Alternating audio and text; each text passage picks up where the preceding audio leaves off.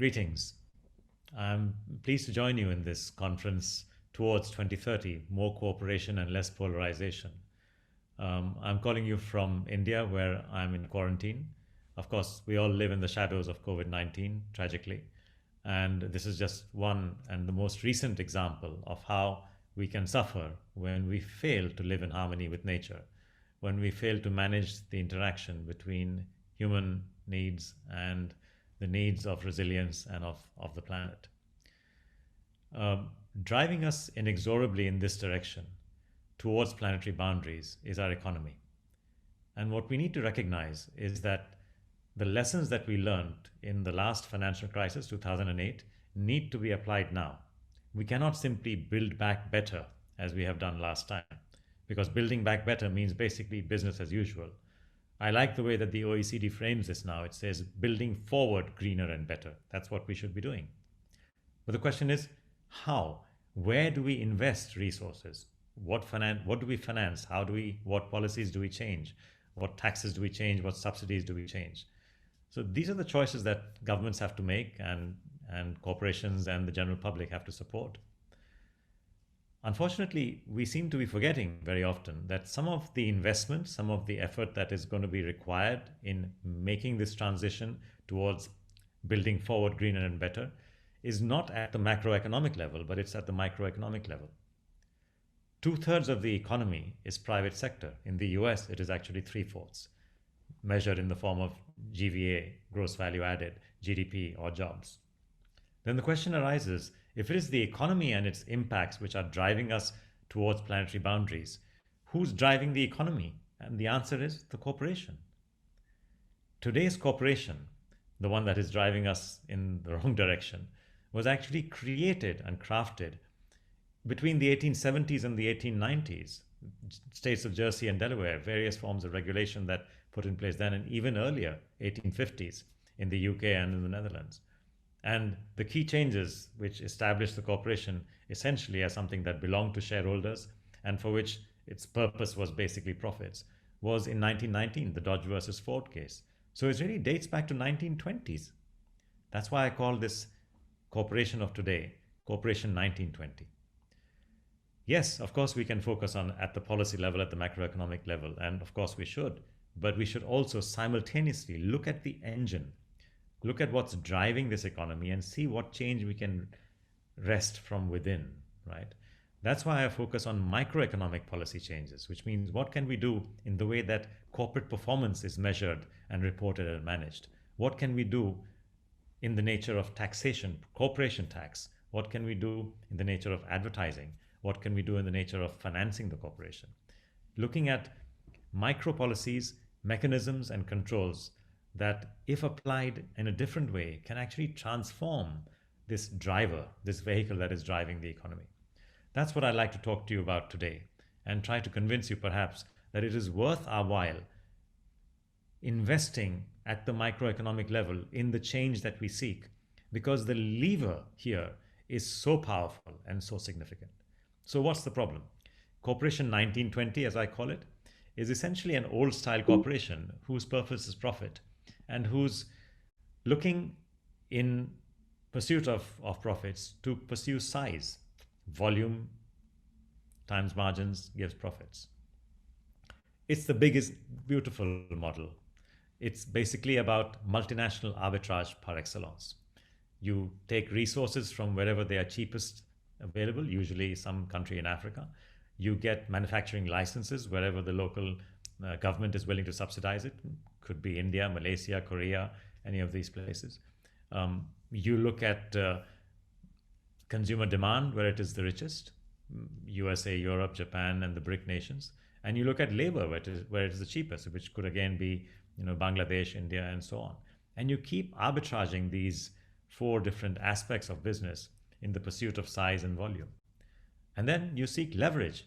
You essentially go for financing, not equity financing, but as much debt as you can bring in realistically, reasonably.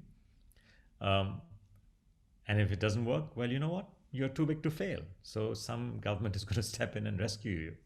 And that's been happening. And you spend a lot of management time in aggressive lobbying, tilting the playing field. And you basically advertise in a manner that doesn't give much regard to ethics. The advertisers, the companies say that they are ethically neutral. I don't actually understand that. I think you can either be ethical or unethical. What is the meaning of ethically neutral? So these are some of the features of Corporation 1920 which we need to change. But what we want is actually Corporation 2020, a corporation whose goals are aligned to society, a corporation which, by its own thinking and by its own behavior, seeks to conserve natural capital and protect the ecology and the environment in the interest of future generations, at least not damage it as much as it normally does. A corporation which builds social capital by working together with, in collaboration with, in cooperation with others in that business, by suppliers up the value chain, with customers down the value chain, with the governments who provide regulation and taxation and subsidies, and of course with the employees who are its human capital. And indeed it builds human capital by training and developing its people, becomes an institute. So this kind of corporation whose goals are aligned with society, who's a custodian of natural capital, who is a builder of social capital through communities, and which is an institute of learning and development of human capital, that's Corporation 2020. That's the corporation that we seek.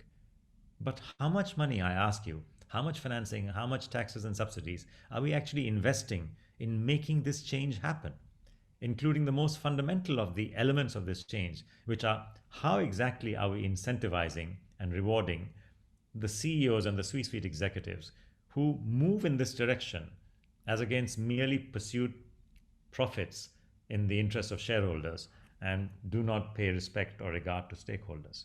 Not enough, in my opinion. We can make this change happen. And the ways forward are, let's look at the micro level drivers. It is about advertising, it is about leverage, it is about resource taxation, and it's about externalities and disclosing externalities. And if we can get ethics into advertising, which there are good examples of doing that, such as the Cosmetics Association in Europe doesn't allow advertising using sex and children. Or if we can get leverage under control, and there are many examples of doing that as well. And there was consortium banking way back when I was a young banker.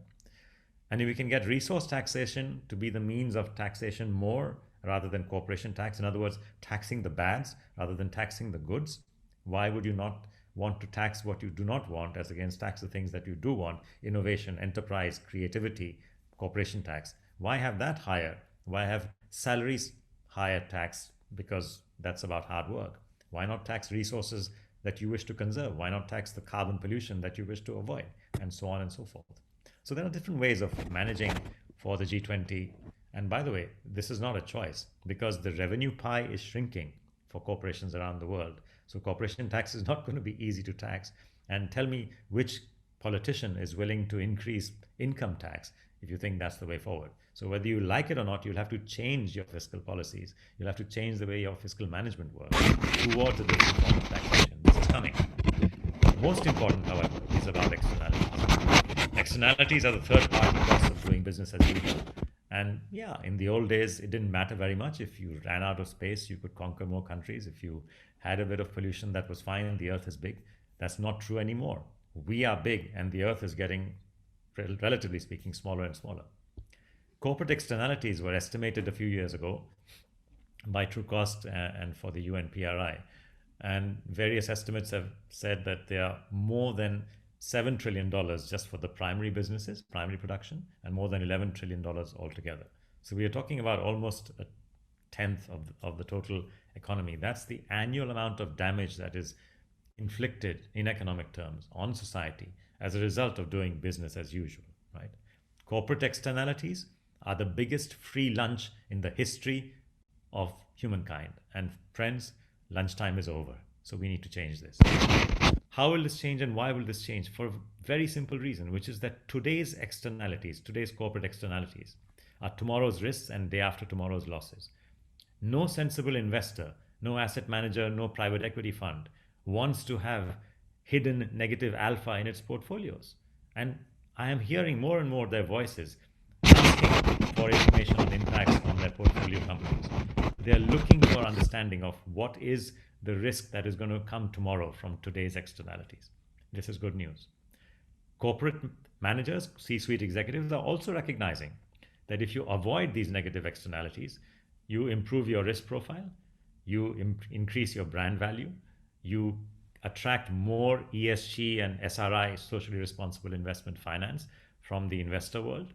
You actually reduce your costs because you may be getting more energy and resource efficient. And you create a culture of innovation. You drive innovation in the company by asking for more sustainability. And creating that innovation driver generates results. So the C-suite is interested. There's evidence. If we look at the total volume of debt and equity assets, which over the last 8 years have been subjected to some lens of sustainability, that volume has increased from 13 trillion in 2012 to 18 trillion in 2014, 23 trillion in 2016, and 30 trillion in 2018. And I believe the latest estimate coming from these global alliances that have made these is almost 40 trillion. So this is not boutique anymore. We are talking about more than 1/10 of the global asset class. Measuring performance needs science and it needs economics, but so does measuring profits. We have today enough science and enough economics to help us to do this. What we don't have is the driver from the policymakers, the insistence that no, it is not sufficient for you to measure just profits and report them year after year. You must also measure your natural capital externalities, calculate and measure them. You must also measure your human capital externalities, which could be hugely positive. Training and development is typically done by good companies. And of course, social capital externalities. And if we do that, we will create the information base that companies need to manage better, that investors need to invest in the right companies, and that governments need to be able to direct policy, going back to the macroeconomic level.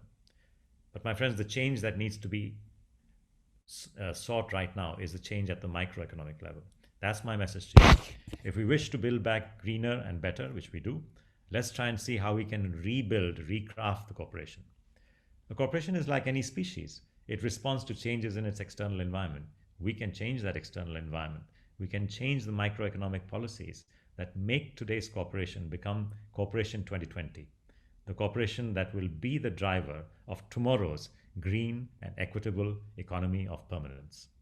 Thank you.